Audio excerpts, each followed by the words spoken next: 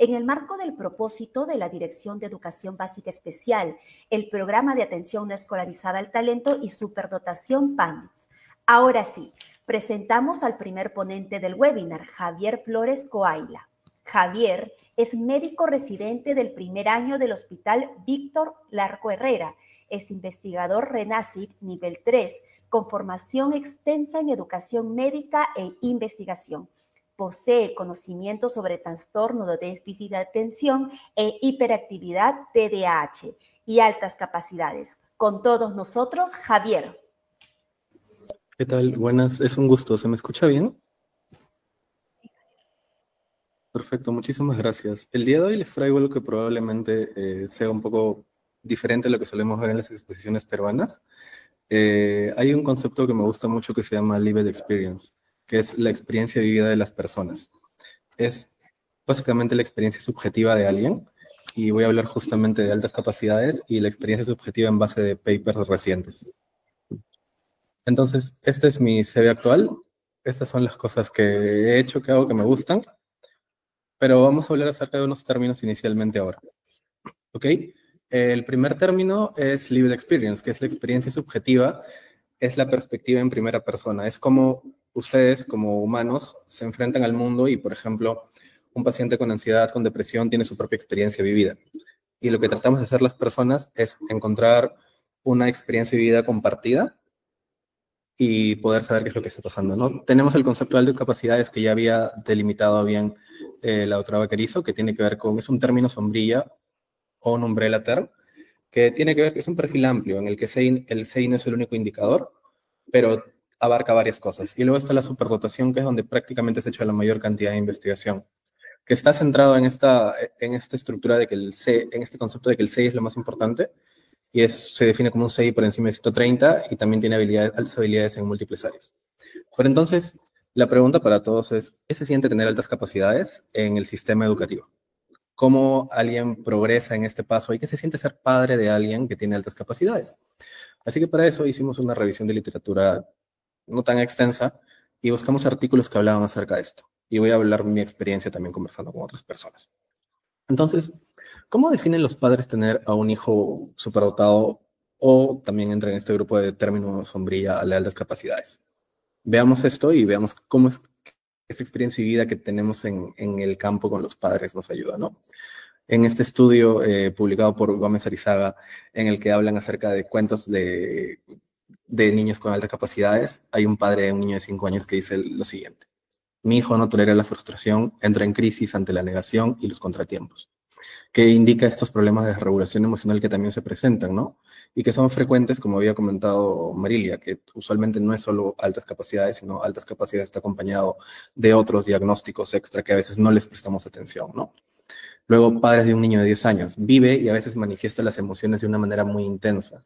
El sufrimiento de los demás es su sufrimiento. Sufre por el hambre en el mundo, que le gustaría erradicar cuando sea mayor. Si ve a una persona necesitada, se siente culpable por su sufrimiento. Sus reacciones son a menudo instintivas y se adapta con dificultades a las frustraciones. Y no le gustan los imprevistos. Aquí también vemos la narrativa de un padre que habla acerca de esta rigidez que tiene su hijo, pero a la vez del gran desarrollo de esta teoría de la mente que él mismo tiene, ¿no? Y luego una madre de una niña de 13 años dice lo siguiente, ¿no? Es muy ansiosa, le cuesta mucho salir de su zona de confort.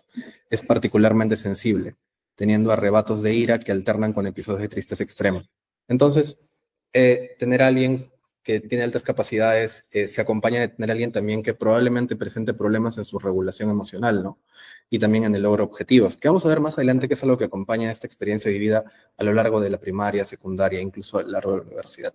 Entonces, no es simplemente qué bendición tiene altas capacidades, sino es todo un trajín también para las personas que acompañan a esta persona con altas capacidades. Entonces, citando obviamente el modelo de cuidado integral, la atención que se hace es no solo al estudiante con altas capacidades, sino también a toda la familia e incluso a los docentes, que es algo que vamos a preguntarnos al final. ¿Y qué se siente ser estudiante con altas capacidades? Vamos a hablar acerca de una experiencia en la transición. ¿Qué se siente pasar de la primaria, teniendo altas capacidades en un colegio regular, a la secundaria, también en un colegio regular? ¿Qué experimenta alguien con altas capacidades en este proceso? En primera, probablemente en el chat ahora puedan escribir qué dificultades han tenido con estudiantes con altas capacidades, ¿no? Y veamos si las que estamos colocando aquí en este estudio se correlacionan. Porque algo que suele pasar es que esos estudiantes que son superdotados intelectualmente o que tienen altas capacidades, llegan a presentar problemas en el rendimiento académico, porque el modelado del rendimiento académico no se aplica al constructo que ellos mismos tienen en inteligencia. Entonces, no es lo mismo el rendimiento académico para alguien normal, como decía Marilia, que es en una prueba estandarizada, que para alguien con altas capacidades. Entonces, va a haber un porcentaje de pacientes o de estudiantes que van a tener esto. Entonces, valor de los objetivos. ¿Qué dicen esos estudiantes? A veces, con estas definiciones también pienso, ¿de qué te sirve que te sepas esas definiciones literalmente? Pues básicamente, ¿de qué te sirve memorizar? Es bueno si entiendes las definiciones y puedes hacer los ejercicios, en lugar de estudiar esas definiciones de memoria. Más tarde, en tu trabajo o en una postulación, nunca te van a preguntar cuál es la definición exacta de un ángulo recto. No creo que sea útil saberlo, pero igual las aprenderé. Pero aquí ya vemos otra vez que es esta duda, este por qué, que es algo que se describe constantemente en personas con altas capacidades, que permea toda esta vida, ¿no? Intelectual. La gratificación. Dicen, prefiero hacer algo divertido que hacer algo aburrido. Así que simplemente trato de posponer las tareas aburridas, que también se asocia con problemas de regulación emocional, ¿no? Porque sabemos que la procrastinación termina siendo un problema que tiene de base la regulación emocional. Entonces, a veces prefieren esperar para las tareas que consideran aburridas que hacerlas en el momento. Y luego el entorno escolar, que es algo que en realidad yo he experimentado. Por ejemplo, pensé que era similar a los romanos y cosas así, y cómo era en el pasado. Pero es sobre los diferentes tipos de personas. Si eso me gusta menos. Si tenemos que seguir las clases con todo el salón todo el tiempo, van tan lento, no creo que me estén exigiendo lo suficiente. Y es algo que suele pasar, ¿no? Dentro de toda la definición de una persona con altas capacidades está esta facilidad o necesidad de aprender, que termina resultando detrimental o en contra del mismo, porque el aprendizaje sigue todo un proceso y a veces uno quiere saltarlo. Entonces, es algo que vamos a escuchar de los estudiantes con altas capacidades. Y aquí estaba el otro problema que les comentaba, que era la autorregulación, ¿no? Entonces, a ver, denme un minuto.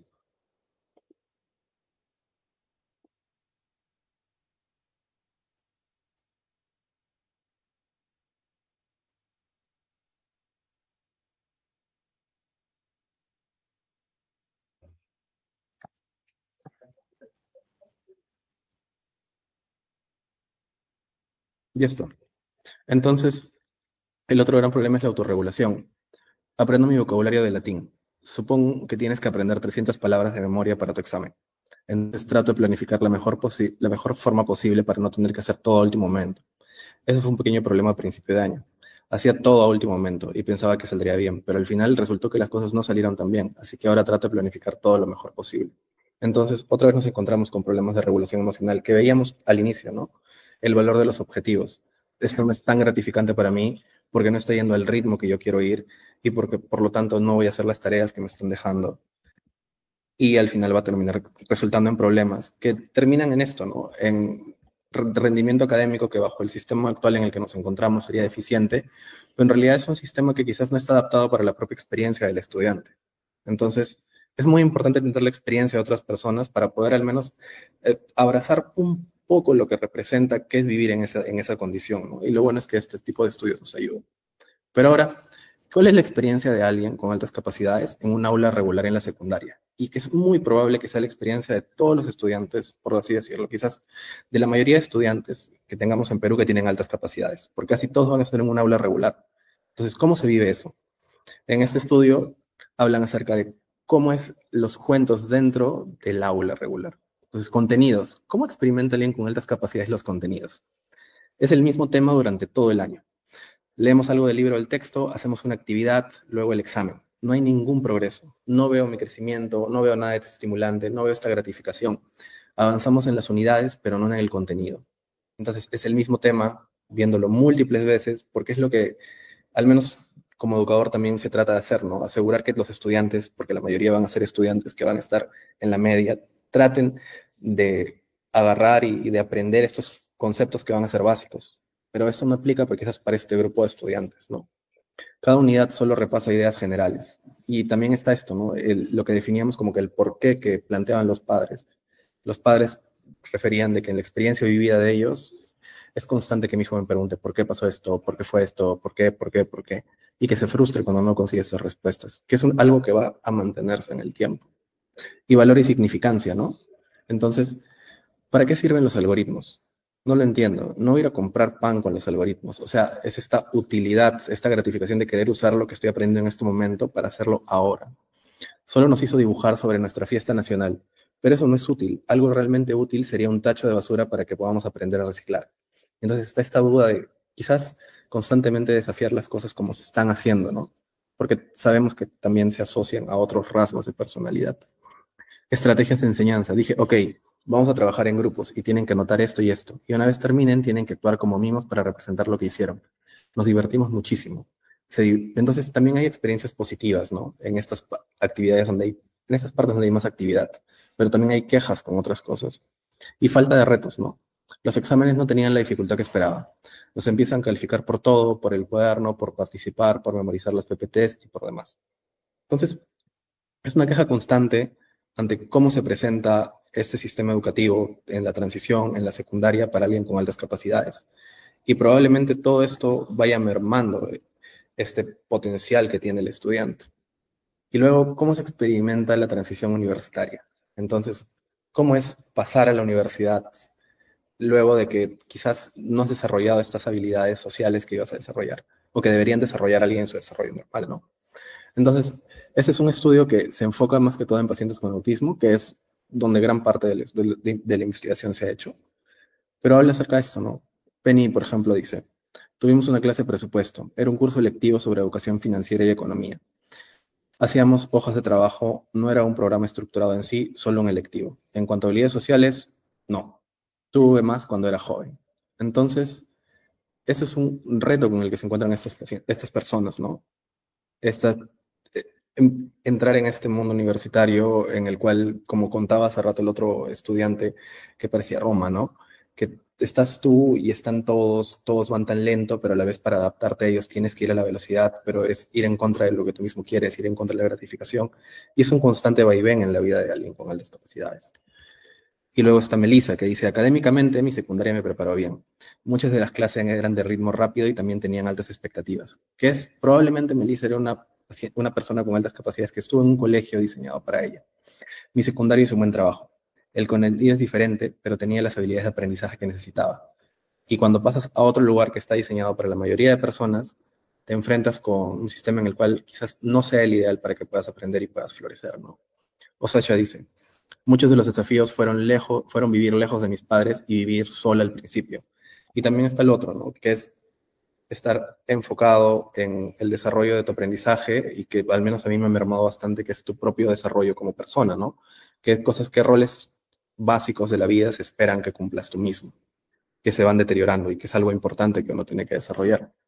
Y luego está Rachel, que dice, ojalá hubiera tenido algún tipo de economía doméstica, algo similar, ¿no? En su mayor parte en casa me enseñaron cosas que te enseñarían en una clase de economía doméstica, pero estaba compartimentando cómo esto es lo que hago en casa, en lugar de en la escuela. Entonces, otra queja con respecto a, estoy aprendiendo, esto lo he aprendido en casa y no en la escuela, ¿no? Pero la pregunta ahora es, bueno, ¿cuál es la experiencia de los profesores, no? ¿Cuál es su experiencia probablemente con estudiantes con altas capacidades? ¿Qué es lo que ustedes han vivido con ellos? ¿Podrían dejarlas? Y ahora voy a hacer toda esta otra vez, pero ahora con mi experiencia. Y voy a decirles qué es lo que yo viví en cada fase de esto, ¿no?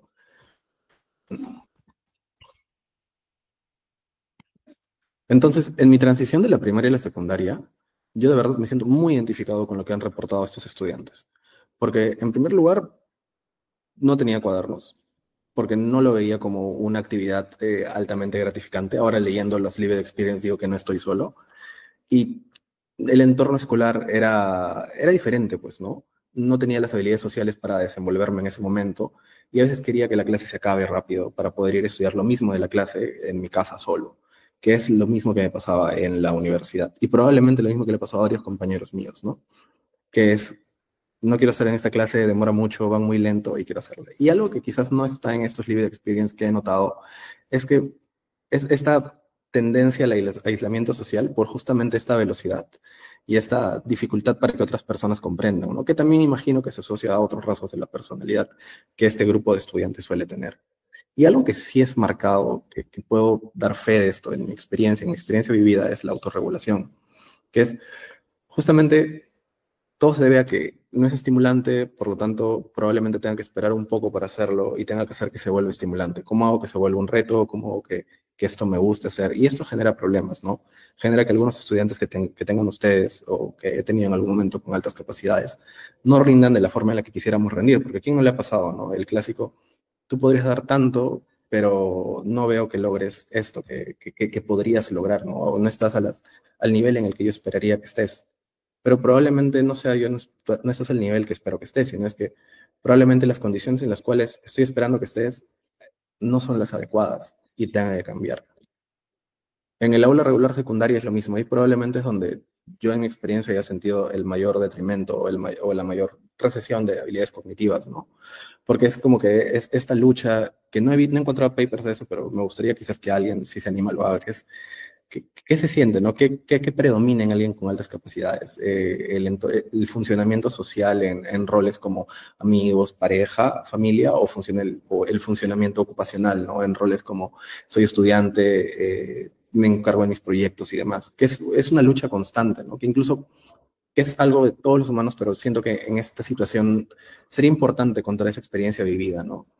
Y luego, con respecto a los contenidos, es lo mismo. Sabemos que los programas para altas capacidades son mucho más exigentes porque se adaptan a los objetivos del estudiante. Pero la pregunta aquí es, ¿de verdad debería ser solo para personas con altas capacidades o probablemente debería ser para todos?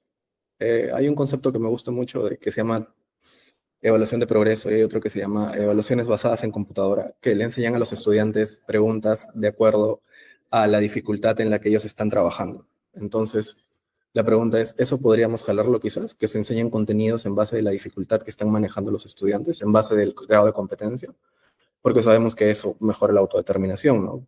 Que alguien esté en el nivel de competencia adecuado, que tenga la pertenencia, mejora este concepto de autodeterminación y que tenga motivación intrínseca. Entonces, ¿cuál es el valor de lo que estamos enseñando, no? O sea, lo que estamos enseñando a este estudiante le sirve. A mí la verdad es que me olvido de muchas cosas que aprendí en la secundaria porque no le encontraba sentido y ahora me arrepiento de, por ejemplo, no haber estudiado historia a la profundidad con la que estudié otras materias. Y quizás si hubiera sabido por qué lo estaba estudiando, me hubiera interesado más, incluso hubiera tenido una hiperfijación con ese tema. E igual en estrategias de enseñanza, ¿no? Esas estrategias que te hacen un ente más activo, que no solo son para personas con altas capacidades, sino como que para todos, ¿no? Y la falta de retos que se suelen presentar. Y en la transición universitaria es probablemente en estos estudios que se basan en contextos anglosajones del sur global, no estemos agarrando la experiencia del norte global, ¿no? Que cómo se vive esa experiencia de la transición de alguien de altas capacidades de secundaria a universidad en Latinoamérica.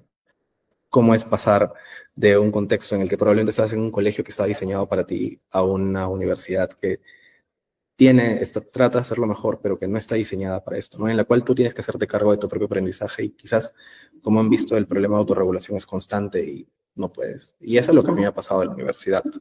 Eh, Aprendí de autorregulación, el concepto y de cómo formarla cuando estaba en tercer año, luego de jalar un curso. Entonces, es complejo, vas a encontrar dificultades, no vas a saber cómo interactuar en ciertas situaciones, porque luego también está la expectativa de los padres, ¿no? Que es toda tu identidad se termina volviendo eso, ¿no? Que altas capacidades, vas a hacer algo grande. Y los otros roles de tu vida, ¿dónde quedan, no?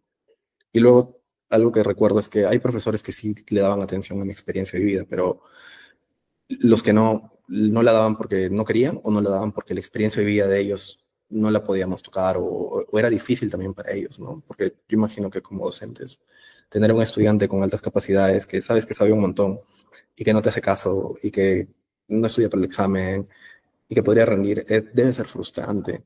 Entonces, ¿cuál es la experiencia vivida de ustedes como profesores, no? Entonces, yo creo que comenzar por esta parte de cómo se experimenta, o sea, cómo se vive subjetivamente, cuál es la calidad del fenómeno de pasar por todo este proceso educativo es algo importante, e incluso mucho más importante que tener data, porque en base de estos estudios podemos enfocarnos en cómo adaptarnos a lo que tenemos, ¿no? Que es algo que escuché en una ponencia, que es la investigación no es como sobre solo cerrar brechas en la literatura, sino sobre responder preguntas que son importantes para la comunidad, ¿no? Entonces, ¿cuáles son las preguntas que son importantes para ustedes como docentes? qué dificultades tienen, ¿no?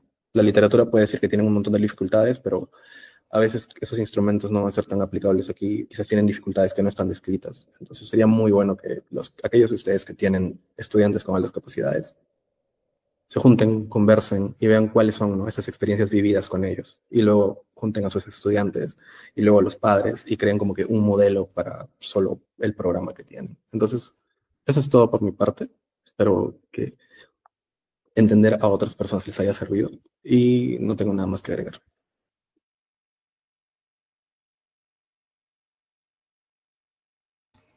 Muchas gracias, Javier, por compartir con nosotros aspectos tan relevantes sobre tu experiencia y conocimientos en TDAH y altas capacidades. Pero antes de presentar al segundo ponente, saludamos a los que se encuentran conectados en nuestra transmisión en vivo.